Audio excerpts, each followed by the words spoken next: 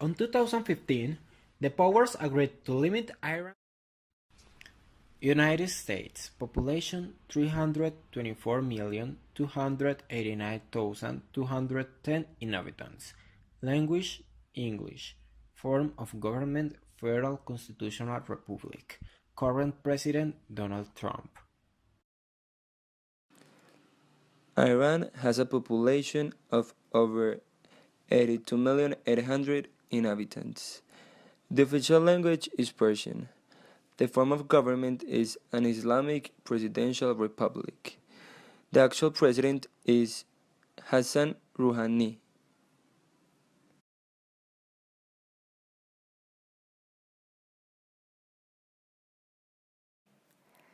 In 1950 was created the Iranian nuclear program called Atoms for Peace with the help of the United States. In 1953, Iranian coup was the overthrow of the democratically elected Prime Minister Mohammad Mossadegh in favor of strengthening the monarchical rule Mohammad Reza Pahlavi, organized by the United Kingdom and United States. Mossadegh was trying to limit the control over the Iranian petroleum reserves of foreign companies, especially AIOC, Anglo-Iranian Oil Company, a British corporation. Upon the refusal of AIOC to cooperate with the Iranian government, the parliament voted to nationalize Iranian's oil industry and expel the foreign corporate representative from the country. After this vote, Britain instigated a worldwide boycott of Iranian oil to pressure Iran economically. Classified documents show that British intelligence played a fundamental role in initiating the coup. In 2013, CIA, Central Intelligence Agency, admitted to be in charge of planning the coup. In 1959, the Nuclear Research Center was created in Tehran. 1967, a nuclear power plant in Iran, donated by the United States, entered into operation. In 1968, Iran signed the Nuclear Non-Proliferation Treaty ratified in 1970 with the United Nations. 1979. Nuclear operations are suspended due to the Iranian Revolution. This revolution refers to events involving the overthrow of the Pahlavi dynasty under Mohammad Reza Shah, who was supported by the United States, and its eventual replacement with an Islamic republic under the Grand Ayatollah Rullah, the leader of the revolution, supported by various leftist and Islamic organizations. Reasons advance of the occurrence of the revolution was a rise expectation created by the 1973 oil revenue and an ambitious economic program. This led to an increasingly oppressive, brutal, corrupt regime of Shah. The Shah was perceived by many as a puppet of a non-Muslim Western power, the US. Shah left Iran for exile, and Ayatollah was invited back to Iran by the government. In 1979, Iran informed to the International Atomic Energy Agency his plans to restart his nuclear program using domestically manufactured nuclear fuel. 1983, the IAEA planned to help Iran under the Technical Assistance Program in order to produce enriched uranium. Its main objective was to contribute to the training of local experts and the necessary manpower to support an ambitious program in the field of nuclear power reactor technology and the fuel cycle technology. In August 2002, Alireza Jafar-Dezada, a prominent Iranian dissident, revealed the existence of two unknown nuclear sites. The first one, an uranium enrichment facilities in Natanz, part of which is underground, and the other in the heavy waters in Iraq.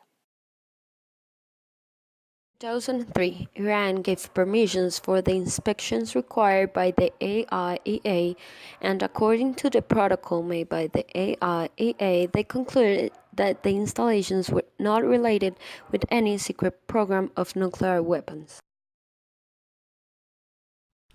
In 2004, Iranian chief negotiator Hassan Rouhani has announced a voluntary and temporary suspension of the Iranian uranium enrichment program following pressure from the United Kingdom, France, and Germany, acting on behalf of the European Union. Days later, Iran sought to renegotiate the terms of the agreement with the European Union, but this was abandoned. In 2005, the Iranian government resumed its conversion of uranium at the Isfahan facility just days after the election of Mahmoud Ahmadinejad as a president, allegedly pending suspension of enrichment activities.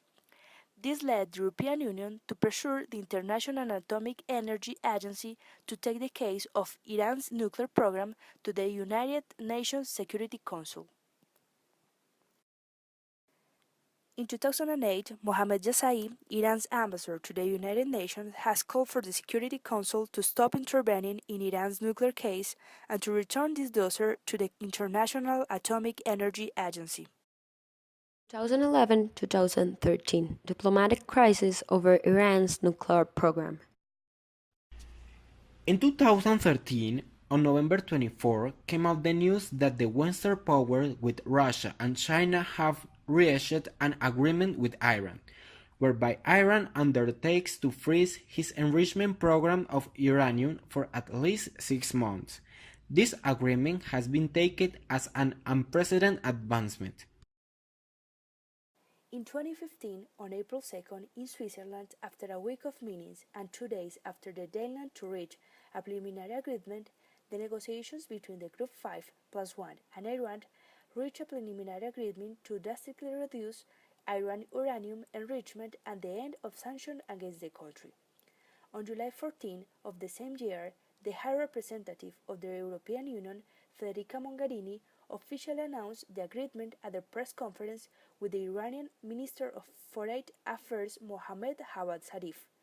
Both read a joint statement in which is called Historic Time. According to the general terms announced, Iran is committed to exclusively peaceful use of nuclear energy. In 2015, the powers agreed to limit Iran's nuclear program in exchange for a lifting of all UN sanctions, national sanctions, and multilateral sanctions. US President Barack Obama announced at another press conference some of the terms of the deal. All roads to the nuclear weapons have been cut off and a regime of inspection and transparency will be put in place to verify that goal, Obama said.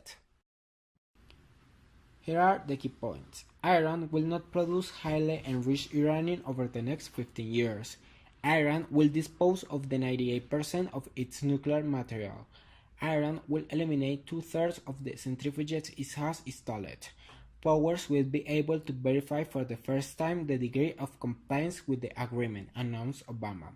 In return, the United Nations will lift all sanctions on Iran linked to the nuclear program, although with some limitations. Before the start of the operation, Iran must comply with the basic steps of the agreement.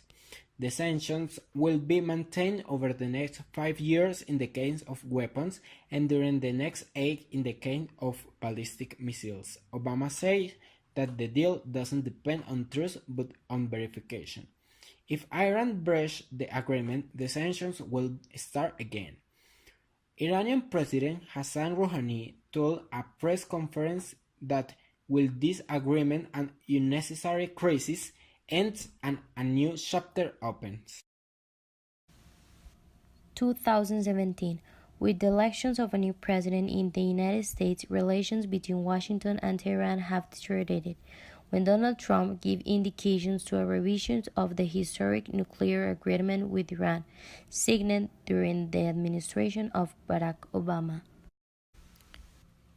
U.S. Secretary of State Rex Tillerson said the nuclear deal reached in 2015 by 6 powers with Iran has failed in its target, and that if no more restrictions are imposed on Tehran, that country could follow in Korea's footsteps on the north and take the world with him. Rex Tillerson also said that the JCPOA, as the multilateral agreement is known, fails to achieve the goal of a non-nuclear Iran, only delaying its end to become a nuclear state, said the U.S. Foreign Minister. Former Iranian President Mohammad Ahmadinejad says Iran is a powerful country, and people like Mr. Donald Trump of the United States administration cannot hurt Iran. And the US attacks on the base in Syria, they will not intimidate the country. Nowadays, Iran's international relations, backed with Russia to the attacks by the United States to Syria, warning to the government of Donald Trump that if there are more attacks on his part towards Syria, they will respond with force.